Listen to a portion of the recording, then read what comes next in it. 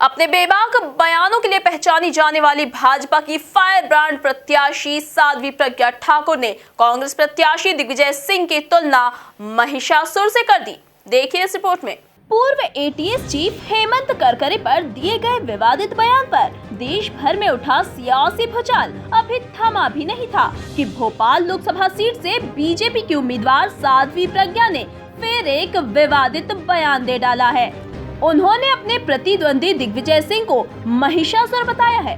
जरा आप भी सुनिए साध्वी प्रज्ञा का बयान। हमारे सांसद महोदय ने भारतीय राजनीति में आकर के कोई भी इतना बड़ा त्याग नहीं करता कि अपनी सीट किसी और को दे दे। मैं कहती हूँ हमारे नेताजी तो जीते हुए थे सांसद महोदय, उन्होंने कहा दीदी आपकी आवश्यकता है, आपकी जय हो, आप आइए इस महिषासुर का मर्दन करिए। देश में किसी प्रकार से कोई भ्रमित हो जाता है, भ्रष्ट हो जाता है, तो उसका विनाश करने के लिए स्वयं महिषासुर मर्दनी को आना पड़ता है। और महिषासुर मर्दनी आई है भगवा वेश पहन करके, इनको इनके शब्दों में ही जवाब देना पड़ेगा। दरअसल भोपाल के बहरसिया में बीजेपी कार्यकर्ताओं को संबोधित करने पहुंची साध्वी प्रज्ञा ने अपने पड़ोस में बैठे हुए मौजूदा सांसद आलोक संजर को संबोधित करते हुए कहा, भारतीय राजनीति में कोई भी इतना बड़ा त्याग नहीं करता कि अपनी सीट किसी और को दे दे।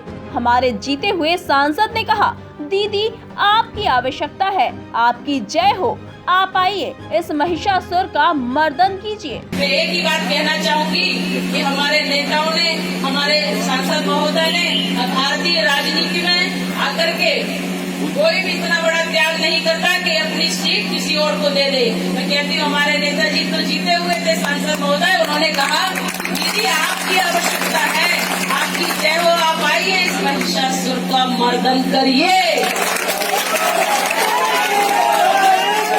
देश में किसी प्रकार से कोई भ्रमित हो जाता है, भ्रष्ट हो जाता है, अनाचारी हो जाता है, खुला हो जाता है, तो उसका विनाश करने के लिए स्वयं महिषासुर मर्दनी को आना पड़ता है। और महिषासुर मर्दनी आई है भगवा वेश पहन करके, इनको इनके शब्दों में ही जवाब देना पड़ेगा।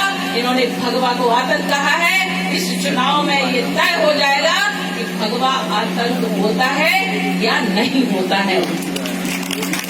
अगर इन लोगों ने जिस प्रकार से भगवा को आतंक कहा है, तो ये सुनिश्चित है ये विधर्मी है, ये सुनिश्चित है ये भारतीय संस्कृति के विरुद्ध है, ये सुनिश्चित है ये देश के विरुद्ध है, ये धर्म के विरुद्ध है, ये विकास के विरुद्ध है, ये प्रगति के विरुद्ध है, ये समृद्धि के विरुद्ध है, ये आपके विरुद्ध है, ये आपके विरुद्ध है, ये सबके विरुद्ध है, ये प्रकृति के विरुद्ध है। कुल मिलाकर जिस अंदाज के लिए साध्वी प्रज्ञा जानी जाती है, उन्होंने वो दिखाना शुरू कर दिया। बहरहाल अब देखना होगा कि इन बयानों का कितना असर होता है। Bureau report, MP news, Bhopal.